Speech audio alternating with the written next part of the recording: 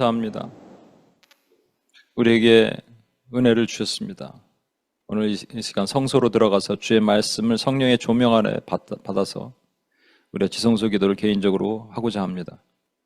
이 시간 성령께서 함께 하시고 부족한 종의 입술은 다 가리시고 하나님의 은혜만이 충만한 시간으로 만들어 주옵소서.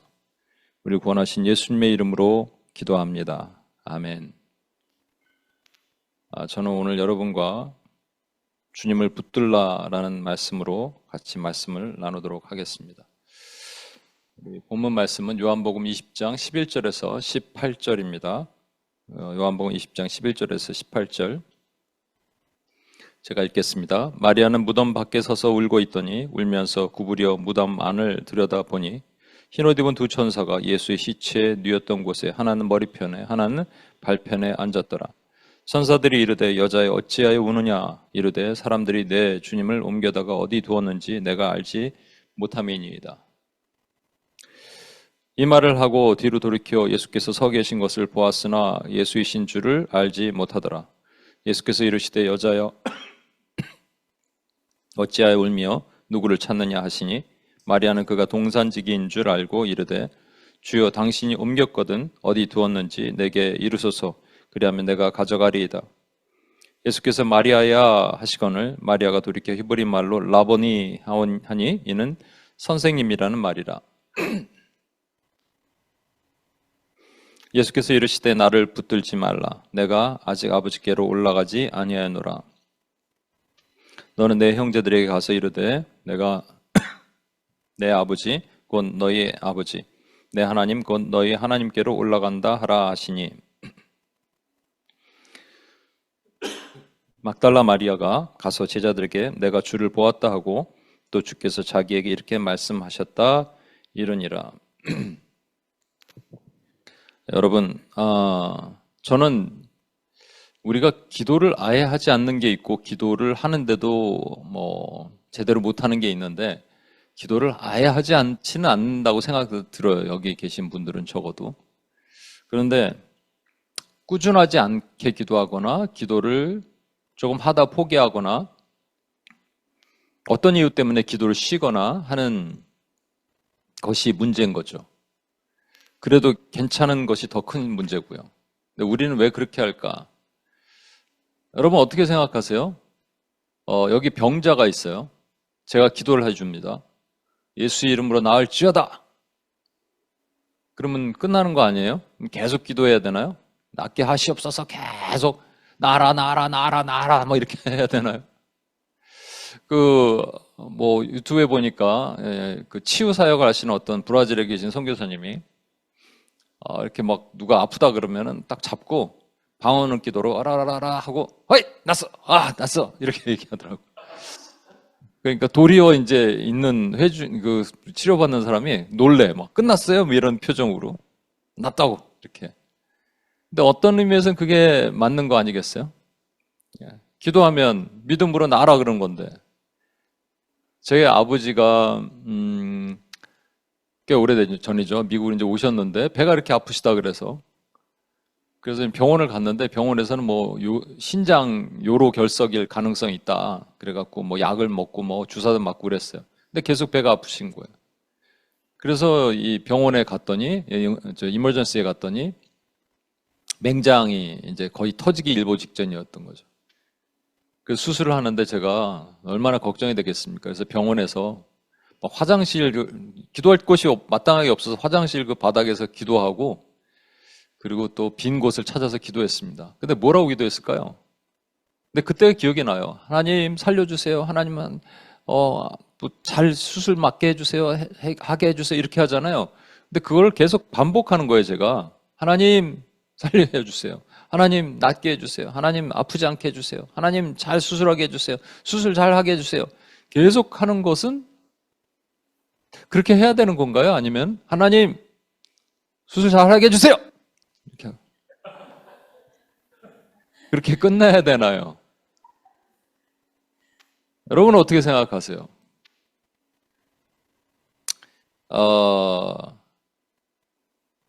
멈추고 딴 기도해야 되나요?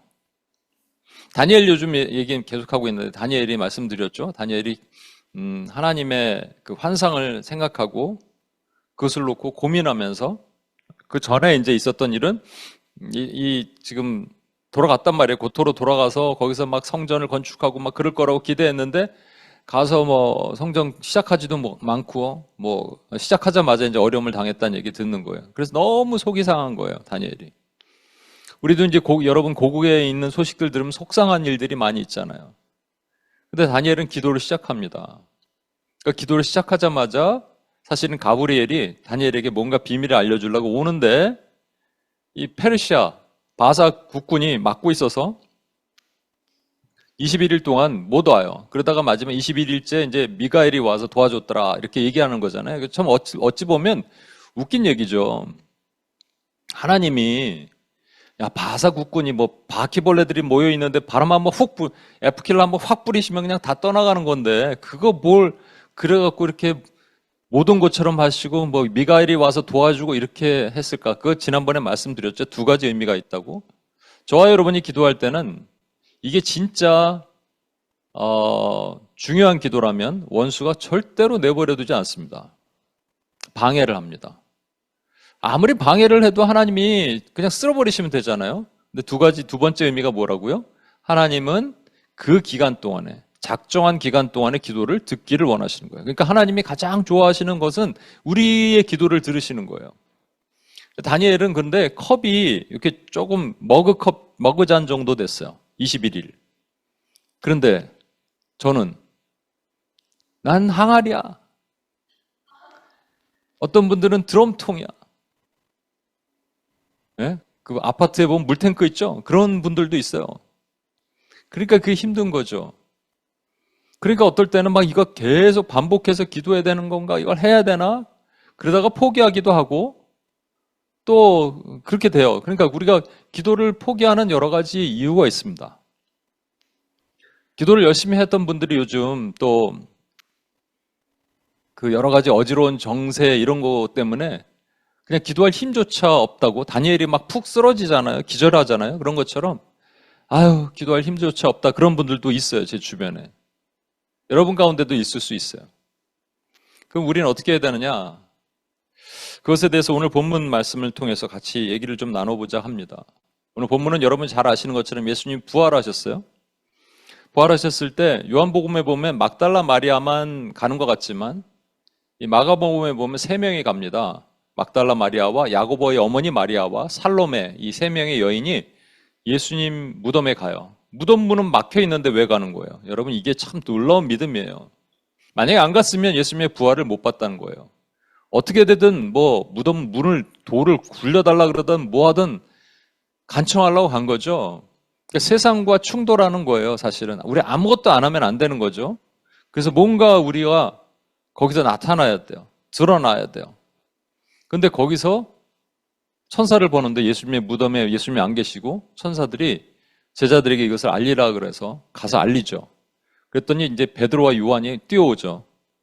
11명 중에 9명은 뭐 하고 있었을까? 근데 하여튼 2명이 뛰어옵니다. 대표적으로. 근데 누가 먼저 달려요? 요한이 먼저, 젊으니까 먼저 달려요. 베드로는 뒤에 처집니다. 근데 요한은 우울질이에요. 뛰면서도 생각했을 거예요. 이게 어떻게 됐을까? 걱정하면서. 딱 들어가는데 못 들어가는 거예요. 그렇죠? 못 들어가는 자기 자신에 대해서 설명을 해요. 요한이 또 연약함을 다 토로하는 거예요. 근데 베드로는 역시 다혈질이니까 훅 들어갑니다. 들어갔다가 아무것도 없는 걸 보고 둘이 나와서 가요. 그리고 그 다음 장면이 오늘 본문 말씀이에요. 마리아가 이 무덤 안에 딱 보니까 울면서 무덤 안을 구부려 이렇게 보니까 천사가 한 명은 머리맡에 하나는 발에 이렇게 앉아 있어요. 이게 신기하죠? 그리고 다른 성경에 보면은 예수님께서 이렇게 안 계시는데 거기에 이제 머리를 싸는 수건이 이렇게 개켜져 있었다라고 돼 있습니다. 여러분 개켜져 있었다는 게 단순하게 폴드한 게 아니고요. 이렇게 둘둘둘 말아갖고 우리 여러분 호텔 같은 데 보면은 수건을 이렇게 잘 말아놓은 거 있잖아요. 그런 식으로 돼 있었다는 거. 이게 무슨 의미냐? 만약에 시체를 갖다가 죽은 시체를 제자들이 훔쳐서 갔다면 그걸 또 이렇게 그 시간에 둘둘둘 말아갖고 이렇게 뒀겠어요, 여러분? 그 의미가 아니죠. 그리고 예수님의 머리맡에 발에 천사가 있었다는 건 예수님이 부활을 반드시 증거하신, 부활했다는 것을 천사를 통해서 나타내신 거죠. 근데 천사가 마리아에게 묻습니다. 왜 우느냐? 여러분, 이게 중요한 거예요. 우리의 기도의 시작은 울어야 됩니다. 눈물이 너무 말라버렸어요, 요즘 시대. 그렇죠? 오늘도 제가 여기 아침에 왔는데, 요즘 7일사를 제가 잠시 좀 쉬고 있는데, 선교 준비 때문에. 근데 왔더니 아침에 왔는데 여기 기도하시러 오시는 분들이 계세요. 계속 울더라고요. 눈물 소리가 막 들리는 거예요. 여러분, 우리의 눈물에 하나님은 반응하십니다. 천사도 물어보잖아요. 왜 우느냐?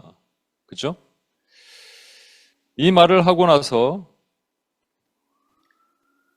하여튼 울 때 요즘도 울 상황들이 많이 있어요. 여러분, 눈물을 멈추지 마십시오. 메말라버린 우리의 눈물을 주님 앞에 토로하고 엎드려서 주님, 눈물이 말랐습니다 라고 솔직하게 시인하는 거예요. 주님, 눈물이 말랐습니다. 그런데 어떤 성경에 보니까 이렇게 울고 있으니까 왜 우냐라고 얘기하는데, 지금 예수님이 안 계십니다 이렇게 얘기한 거잖아요. 그런데 어떤 해석을 보니까 그때 천사가 저길 봐 이렇게 했다는 거예요. 근데 그런 근거는 없어요. 마리아가 뒤를 돌아봅니다. 마리아가 뒤를 돌아보니까 뒤에 누군가 있어요. 썸바리가 있는 거예요. 근데 마리아는 그를 동산지기인 줄 생각합니다. 동산지기. 근데 이게 맞아요, 사실은요. 제가 여러 번 말씀드리죠. 첫 번째 동산지기가 있었는데 페일했어요. 누구예요? 첫 번째 아담입니다. 아담이 에덴 동산을 경작하고 가꾸고 다스릴 수 있는 권한을 부여받았는데 선악과를 따먹고 나서 완전히 실패했단 말이에요. 어떤 분은 이런 해석을 하더라고요. 선악과를 뒀는데 마귀가 쫙 왔다는 거예요. 그래서 이걸 먹으면 네가 하나님처럼 돼. 이 말 한마디에 하나님을 의심했다라고 해석을 하기도 합니다. 그럴 수도 있어요. 아, 내가 하나님처럼 되는 거 하나님 원치 않는구나. 하나님 자리가 위태로우니까 저러는구나. 마치 이런 것처럼. 그래서 결국은 동산지기의 삶이 실패됩니다. 그런데 두 번째 동산지기가 진짜 나타나시는 거예요. 이게 마리아가 제대로 본 겁니다. 동산지기가 나타나세요. 그리고 마리아에게 천사랑 매우 유사하지만 좀 다르게 질문합니다. 왜 우느냐? 그리고 어찌하여 울며? 두 번째 말이 추가돼요. 누구를 찾느냐? 여러분, 왜 우느냐 하는 것은 천사와 말과 동일한데 그 다음에 누구를 찾느냐가 중요하죠. 여기서 우리에게 적용하면 여러분, 우리가 우는 것들이 매우 중요해요. 기도할 때 주여 하고 울기도 하면 지난주에 제가 말씀을 드렸나? 유니스 선교사라고 아프리카에 선교하시는 선교사님이 이렇게 언덕 위에서 차를 몰고 가면 아이들이 밑에서 막 몰려온대잖아요. 유니스 하고 그러면 그 말 한마디에 그냥 그들을 바라보면서 애들 신발이 없는데 농구공이 없는데 축구공이 없는데 생각한다는 거예요. 마찬가지로 우리가 우는 거예요. 울어요. 그런데 불러야 돼요. 그죠? 누구를 찾느냐? 하나님을 찾아야 돼요. 하나님의 이름을 불러야 됩니다, 여러분. 그렇죠? 근데 이제 하나님의 이름을 부르면 당연히 하나님이 하죠. 근데 때로는 그렇게 하나님 하는 것도 중요하지만, 그렇게 해야 되지만, 여러분에게 나타나신 하나님의 이름을 부르는 게 중요하거든요. 그래서 제가 이제 하나님은 찬양과 감사가 구분이 된다고 얘기했죠. 찬양은 하나님의 존재를 높이는 거예요. 하나님 어떤 분이십니까? 위대하시고 능력 있고 구원자 하나님, 치유자 하나님 여러분 막 고백합니다. 근데 이제 감사는 그분이 내 삶에서 직접 행하신 일들을 표현하는 거예요. 그렇죠? 내가 돈이 없을 때 하나님께서 까마귀처럼 나를 공급하신 공급자 하나님이십니다. 이렇게 표현하잖아요. 하나님이 행하신 일, 존재와 행하심, being과 doing. 근데 어떤 걸 먼저 해야 된다고요? 하기는 먼저 존재부터 하죠. 그렇지만 실제적으로는 doing에 있는 하나님을 발견해서 존재를 높이는 거예요. 그러니까 이거죠. 여러분이 오늘도 기도할 텐데 잘 보십시오. 여러분 삶에 하나님이 어떤지 그 하나님을 부르는 거예요. 아버지 하나님, 위로자 하나님, 치유자 하나님, 능력의 하나님, 구원의 하나님. 그 하나님의 이름을 부른 거예요. 그분을 찾겠다는 거예요. 나의 눈물을 통해서 그분을 찾겠다는 거죠. 그렇죠?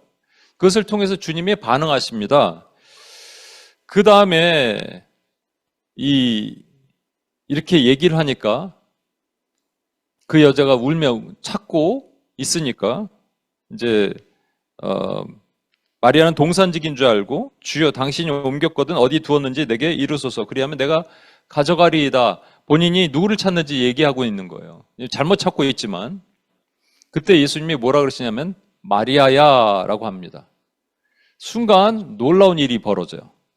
여러분 순간 어떤 일이 벌어지냐면 마리아의 귀가 열립니다. 예수님이 나타나셨을 때는 부활체의 몸을 입고 나타나셨기 때문에 마리아가 예수님을 못 알아봐요. 그렇죠? 이게 이제 엠마오로 가는 두 제자뿐만 아니라 도마 앞에 서서도 예수님이 나타나셨을 때 믿지 못하잖아요. 그가 주인지 몰라요. 왜? 나타나실 때마다 다른 모습으로 나타나시니까. 옛날에 내가 알던 예수님이 아니니까. 마찬가지예요. 그런데 목소리만큼은 동일했나 봐요. 목소리만큼은. 그래서 마리아야 하는 순간 귀가 열립니다. 이게 놀라운 거예요, 여러분. 오늘도 제가 여러분에게 전해드린 이 말씀을 여러분 듣고 귀가 열리면 그 다음부터 눈이 열려서 보입니다. 하나님의 행하시는 일이 보여요. 귀가 막히면 하나님이 하시는 일이 안 보이니까 그 다음에 입이 안 열려, 기도가 안 되는 거예요. 이게 여러분 오순절 성령 강림의 역사와 동일하다고 얘기했죠. 제일 먼저 귀, 눈, 입 중에 뭐가 열린다고요? 귀가 열려요. 바람 소리 같은 소리가 들려요. 그 다음에 눈이 열립니다. 그 다음에 하나님이 행하시는 것이 보이는 거예요. 각 사람 위에 이 불이 혀처럼 갈라진 불이 각 사람 위에 임하는 것이 우리 눈으로 보이는 거예요. 여러분 이게 실제 있었던 일입니까? 아니면은 불이 실제 불타는 게 아니잖아요. 그렇죠? 그러니까 성령의 역사가 불처럼 임하는 거잖아요. 그러니까 이건 초자연적인 것이 우리 눈으로 보이는 거예요. 환상과 계시가 보이는 거예요, 여러분. 다니엘 얘기를 계속합니다, 제가. 그래서 계시를 여러분 보셔야 돼요. 비전을 보셔야 돼요. 지금 있는 것들 우리가 울면서 주여라고 부를 때 하나님께서 우리 이름을 불러주시거든요. 마리아야. 그럼 그 다음에 보이는 거예요. 그 다음에 우리 입이 열리는 거죠. 이게 방언이 사도행전 2장에는 뭐라 그랬죠? 하나님의 큰 일을 말하는도다. 큰 일, mighty things. 그리고 고린도전서 14장에는 비밀스러운 일. 그러니까 큰 일과 비밀스러운 일, mighty thing and mysterious things를 얘기하는 거. 이게 예레미야 33장 3절에 얘기한다라고 얘기했죠? 너희는 내게 부르짖으라 내가 내게 응답하겠고 내가 알지 못하는 크고 비밀한 일을 내게 보이리라. 이게 뭐라고요? 예수 그리스도라고요. 그러니까 여러분 우리 입이 열려서 지금 뭔가 기도할 때 눈으로 보이는 것, 여태까지 알지 못했던 것, 지금 뭔가 상황들은 답답하고 막 우겨싸움 당하는 것 같고 어려움 당하는 것 같은데 눈으로 보이니까 뭐가 보이는 거예요. 믿음의 눈을 들면 아무도 없는 듯. 아하, 뭐죠? 믿음의 눈을 들면 보이는 분 계시네. 그분이 역사하시는 게 보이는 거예요. 아, 그래서 지금 당장은 하박국 선지자처럼 눈에 보이는 게 없다 하더라도 그분이 역사하시는 게 보이니까 내가 입을 열어서 예수님을 찬양하고 예수님이 하시는 놀랍고 비밀스러운 일을, 계시를 선포할 수 있게 되는 겁니다. 그럼 뭐가 들려야 되냐면요. 마리아야가 들려야 돼요. 어제도 제가 물어봤어요. 어떤 새로 오신 분에게. 지금 주님이 부르신다면 뭐라고 부르실 것 같냐? 마리아야. 이게 뭘로 들리겠냐? 그러니까 사랑하는 내 딸아. 예, 그것도 좋아요. 여러분의 이름도 부르시겠죠. 근데 적어도 이건 아닐 거 아니에요. 어이, 야, 이렇게. 그죠? 이게 뭐냐면 하나님이 내 이름을 부르신다는 생각만 해도 여러분 가슴 떨리는 얘기입니다. 그래서 여러분 기도할 때 하나님의 이름을 부르시고 먼저 나의 위로자 하나님, 저 여기 왔어요. 이렇게 하는 거예요. 그럼 하나님이, 저는 항상 기도할 때 상상합니다. 경환아, 내 종아, 나의 큰 은총을 입은 자야. 나의 마음에 합한 자야. 모세에게는 온 지면의 온유함이 가장 큰 자야. 이렇게 하셨던 것처럼, 다윗에게 하셨던 것처럼, 다니엘에게 하셨던 것처럼, 주여, 제가 여기 왔습니다. 그럼 주님이 부르실 거 아니에요. 그 음성을 듣는 거예요. 그러면 그 다음에 눈이 열리고 입이 열려서 기도가 회복됩니다. 여러분, 김춘수 씨의 꽃이라는 시가 있어요. 이렇게 돼 있어요. 내가 그의 이름을 불러주기 전에는 그는 다만 하나의 몸짓에 지나지 않았다. 내가 그의 이름을 불러주었을 때 그는 나에게로 와서 꽃이 되었다. 아주 은유적으로 잘 쓴 건데, 이름을 불러주기 전에는, 하나님이 나를 불러주기 전에는 그냥 몸짓 하나예요. 아무것도 아니에요. 노발이에요. 근데 하나님이 나를 불러주시니까 비로소 내가 하나님 앞에 사명을 수행할 수 있는 썸바리가 되었다. 이런 말입니다, 여러분. 세상의 시도 그런데 하나님이 우리를 부르시잖아요. 그럼 난 존재가 되는 거예요, 존재. 비잉이 되는 거예요, 하나님 앞에. 그러고 나서 오늘 본문의 핵심적인 말씀을 여러분과 나누고자 합니다. 17절에 예수님이 이렇게 말씀하세요. 예수께서 이르시되 나를 붙들지 말라. 내가 아직 아버지께로 올라가지 아니하였노라.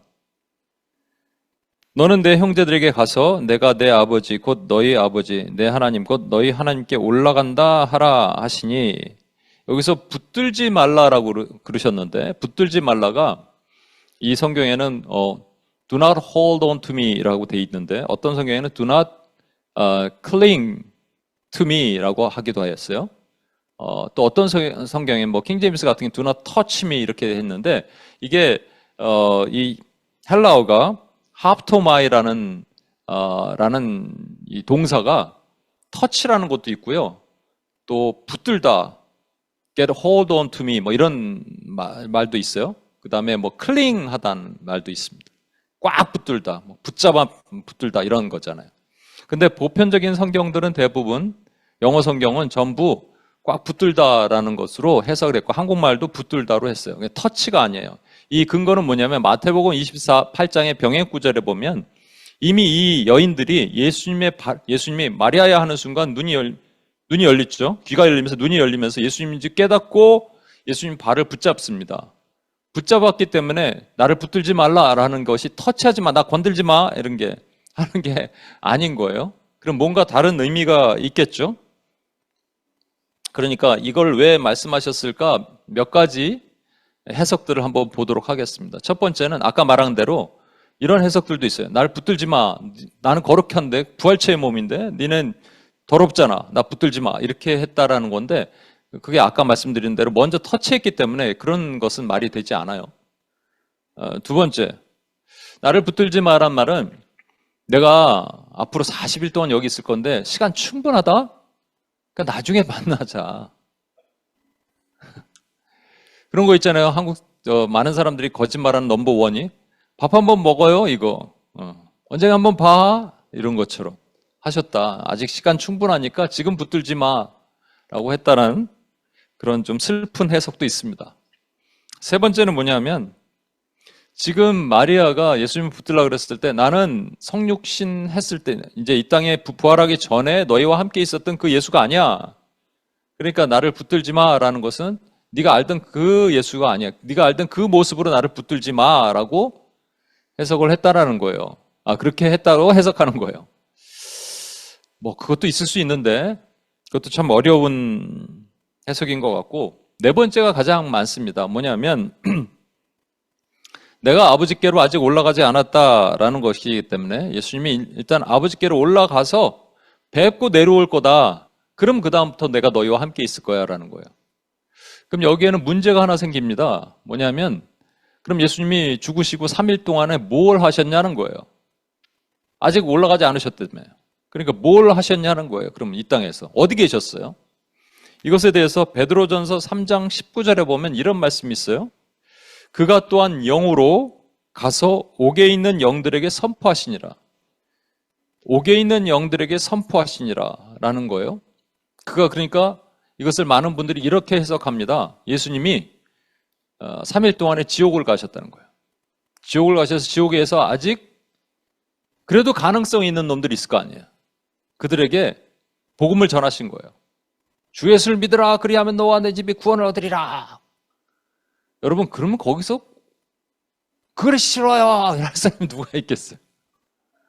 그죠? 히브리서에 보면은요, 사람이 한 번 죽고 그 이후에는 심판이 있으리니 그랬거든요. 근데 심판이 두 번 있는 거잖아요. 이거는 지옥에 가서 막 뜨거운 불에 타고 있다가 주님이 나타나셨으니까, 그래, 그래서 이거는 뭐 노아의 때 물로 쓸어버려서 아직 예수님이 없었기 때문에 이 사람들 어때 당연하지 않느냐. 그들에게 한 번 더 기회를 준 거다. 이렇게 해석하는 사람들도 있습니다. 그러면 저와 여러분이 그냥 편하게 살면 돼. 앞으로 신앙생활 할 필요도 없어. 뭐 말씀 보고 기도하고 전도 이런 거 할 필요, 선교도 할 필요 없어. 왜? 너무 편하게 살아요. 그냥 여러분. 어차피 지옥 가서 한 번 더 기회가 주어지면 거기서 구원받으면 되잖아요. 그쵸? 이거는 말이 안 되는 겁니다. 이래서 뭐 캐톨릭 같은 데는 연옥 얘기를 하는 거예요. 연옥에 대기하고 있다가 주님이 오시면 그때 뭐 한 번 더 기회가 주어진다. 여기서 옥이라는 단어가 중요한데, 옥이라는 단어는요, 지옥이 아니라, 게한나라는 지옥이 아니고요, 이거는 감옥이란 말이에요. 그래서 영어 성경에 다 감옥으로 번역했어요. 감옥에 갇힌 자에게 복음을 preaching the gospel 하셨다는 게 아니고요, proclamation 하셨다는 거예요. 이게 단어 자체가 선포하셨다는 것이 복음을 전하셨다는 게 아니라 무엇을 선포하셨다는 거예요. 그러면 옥이 어디냐면요, 이 감옥이 어디냐면 이사야 61장 1절에 보면 예수님 이 땅에 오신 목적이 뭐냐면 아름다운 소식을 전하게 하려 하심이라. 이게 preaching the gospel이에요. 이게 예수님의 목적이에요. 근데 그렇게 하려고 하다 보니까 마음이 상한 자, broken hearted가 있고 captives가 있고 prisoned가 있고 그런 사람들이 어떻게 돼 있냐, 묶여 있어요. 그래서 그들을 묶이면서 해방시키게 하려고 예수님은 proclaim 하신 거예요. 나는 길이요 생명이다 라고 선포하신 거예요. 또 나는 부활하였다 이렇게 선포하시는 거예요. 그렇죠? 선포하시고 나서 그 다음에 preaching the gospel을 하실 수 있었다는 얘기입니다. 그러니까 이 얘기입니다. 지금 예수님께서 감옥에 갇힌 수많은 사람들에게 예수님의 부활을 선포하시는 거예요. 그것을 영으로 하셨다는 거예요. 성령 안에서 하셨다는 거예요. 그러니까 이 얘기는 그렇게 해석할 수 있는 게 아닙니다. 예수님이 3일 동안 지옥에 돌아다니셨다는 얘기가 아니에요. 그러면 예수님 부활하시고 어디 가셨냐? 당연히 하나님 아버지께 가셨죠. 하나님 아버지께 가셨다가 3일 후에 예수님께서 부활체의 몸을 입고 이 땅에 오신 거예요. 그러면 이게 말이 안 되잖아요. 내가 아직 아버지께 올라가지 않았다라는 거예요. 이게 중요한 단어입니다. 아버지께 올라가지 않았다라고 말하는 것은 아버지 우편, 하나님 우편에 앉아서 좌정하시고 중보자 역할을, 사명을 감당하지 않았다라는 거예요. 왜냐하면 아버지 우편에 앉아 계셔서 중보자로서 그 사명을 감당하시려면 또 다른 분이 그 바톤을 이어받아서 이 땅에 오셔야 돼요. 그게 누구냐면 성령이죠. 아버지 하나님께 올라간 이후에 성령이 이 땅에 오십니다. 그게 교회의 태동을 나타내는 거예요. 오순절 성령 강림이에요. 그 다음부터 교회가 탄생하는 거예요. 그렇죠? 아직 그게 되지 않았다라는 거예요. 성령이 오셔야지 교회는 나타나고 교회 역사가 일어나기 시작합니다. 근데 잘 보세요. 나를 붙들지 말라 그랬잖아요. 붙들지 말라는 것은 예수님 한 명을 붙들지 말라는 거예요. 여러분, 이게 그 웨스트민스터의 어떤 신학교 교수님이 강의 시간에 이렇게 질문했대잖아요. 여러분, 지금 예수님을 만나거나 성령님을 만나거나 둘 중에 할 수 있다면 여러분 어떤 것을 원하십니까? 그랬을 때 다 예수님 만나기를 원했다는 거예요. 왜? 예수님 눈에 보이니까. 성령님 내 안에 계신다는데 안 보이니까. 이게 우리의 현실이거든요. 저도 그래요. 예수님 만나고 싶지. 내 안에 계신 성령님 뭐 이해는 하겠는데 잘 모르겠고 어떻게 뭐 임재하신지 모르겠고. 그런데 주님이 뭐라고 하셨냐면 내가 가는 게 너에게 유익이라. 우린 예수님 한 명만 만나러 다닌다면 지금 지금 예수님 요즘 어디 계셔? 그러면 뭐 시카고에 계셔. 그러면 시카고까지 비행기 타고 가야 돼요, 여러분. 근데 성령이 올라간 이후에 하나님 보좌 우편에 앉아 계시고 성령님을 보내주시니까 예수의 영이 오시니까 그분을 통해서 우리가 모두 예수님을 만날 수 있잖아요. 그래서 나를 붙들지 말라라는 말은 다른 말로 역설적으로 성령을 붙들라라는 말입니다. 성령을 붙들라. 성령을 어떻게 붙들어요? 우리가 기도를 어떻게 합니까? 아버지 하나님께 예수 그리스도 이름으로 성령 안에서. 그러니까 성령님이 때로는 내가 마땅히 빌 바를 알지 못할 때 내 입에서 성령님이 대신 기도하게 하시는 것. 그게 성령을 붙드는 거예요. 성령을 붙들고 성령 안에서 기도하는 거예요. 너무 쉽죠? 쉬울까요? 어려워요. 성령 안에서 기도하는 게 너무 어려워요. 아까 얘기했잖아요. 여러분, 여러분 기도하다가 왜 멈추세요? 기도하다 왜 포기하세요? 기도가 왜 불연속적이에요? 그냥 여러 가지 이유가 있어요. 뭐 게으른 것도 있고 나태한 것도 있고, 그런데 때로는 하나님께 삐진 것도 있고 여러 가지 이유가 있습니다. 그러면 오늘 성경에 성령을 붙들어 하나님을 붙들었던 케이스를 한 세 가지를 여러분이 보면서, 그럼 우리는 어떻게 해야 되는가 한번 봤으면 좋겠어요. 여러분, 첫 번째 생각할 사람이 바로 야곱입니다. 야곱이 이제 형 에서를 만나러 가기 전에 한 천사를 만나서, 천사라고 돼 있지만 대부분 많은 해석은 하나님이 현현하신 것, 즉 예수 그리스도의 성육신 하기 전에 매니페스테이션, 예수님의 현현이라고 표현을 해요. 근데 그와 씨름을 합니다. 또 어떤 인본주의자들은 이 씨름은 기도와 전혀 상관이 없다는 거예요. 그냥 씨름했다라는 거죠. 근데 왜 씨름했느냐? 여러분, 호세아서 12장 4절에 이런 말씀이 있어요. 호세아서 12장 4절에 보면 그가 천사와 겨루어 이겼어요. 근데 그 다음이 중요한데, 울며 그에게 간구했다. 울며 간구했다. 뭘 간구했어요? 왜 울었어요? 첫 번째. 왜 울었어요? 두려워서 울은 거예요. 지금 에서 만나러 가면 죽을 것 같거든. 그 두려움에, 극심한 두려움에 울며 막 붙들었던 거예요. 근데 이게 회개한 걸까요, 여러분? 울기는 울었는데 이게 회개일까요? 저는 회개라고 생각하지 않습니다.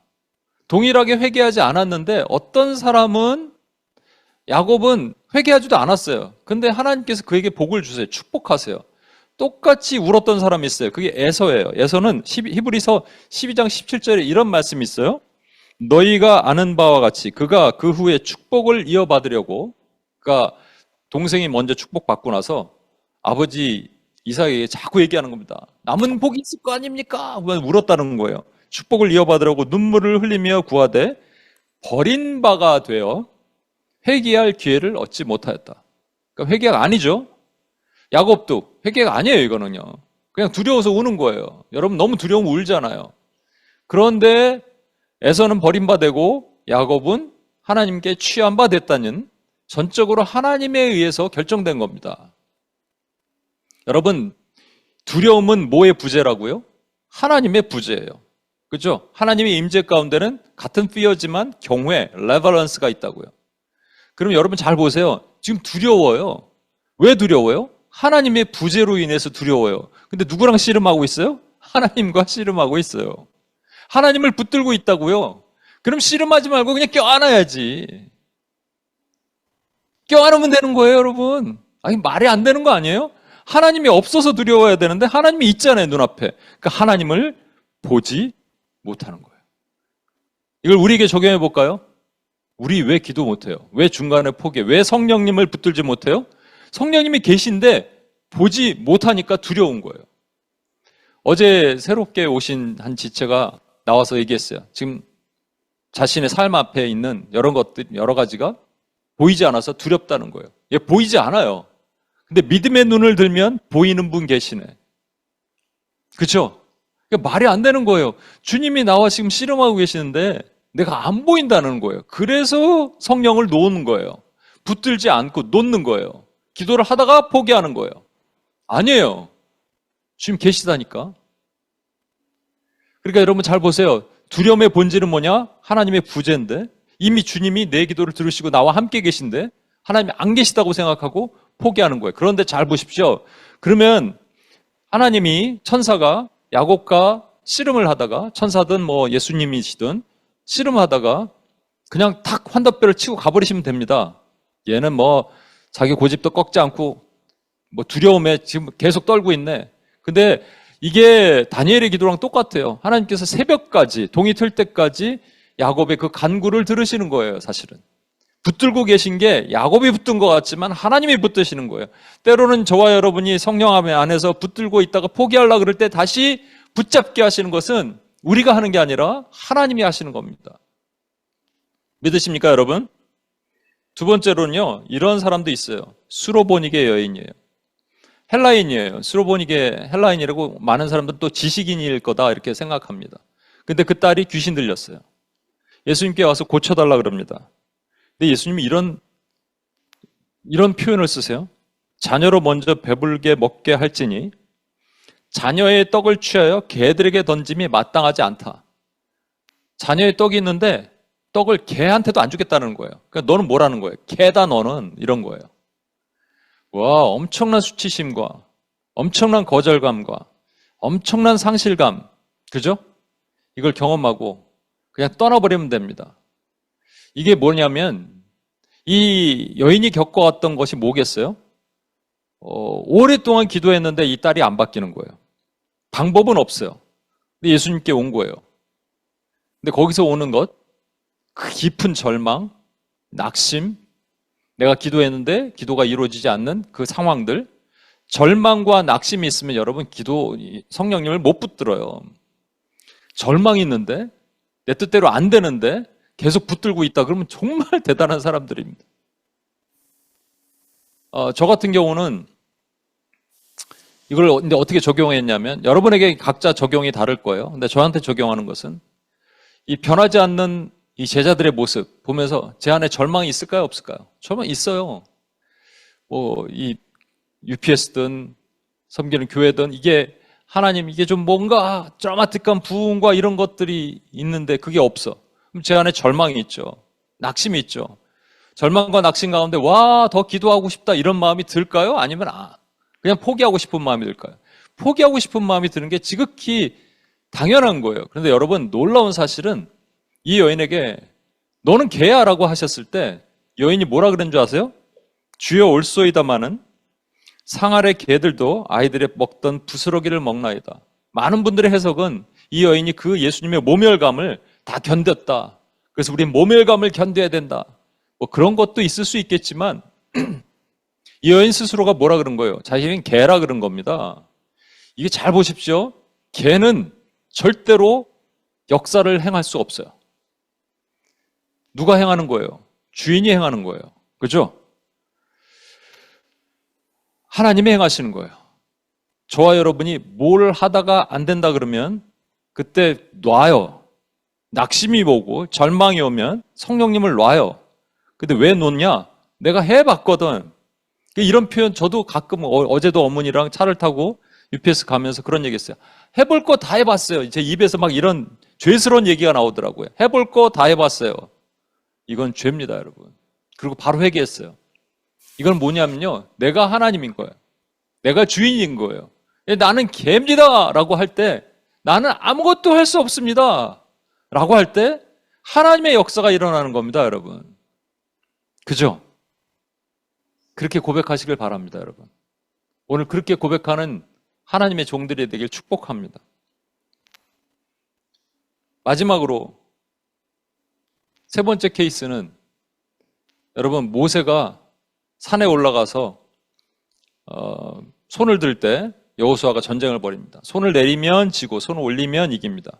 너무 피곤하잖아요. 피곤해서 모세가 이렇게 딱 앉아서 있고 양쪽으로 두 사람이 받치고 있죠. 아론과 훌.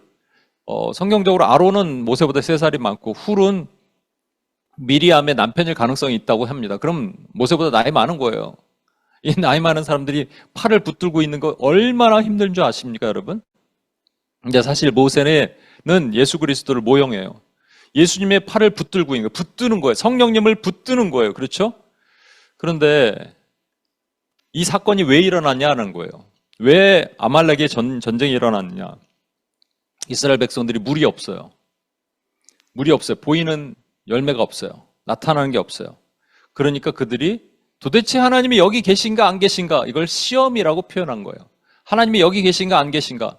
이렇게 하는 사람은 우리 가운데는 없어요. 하나님 계신가 안 계신가, 구원의 확신 안 계시다고 교회 다니는 사람이 어디 있습니까? 그러나 이렇게는 한다고요.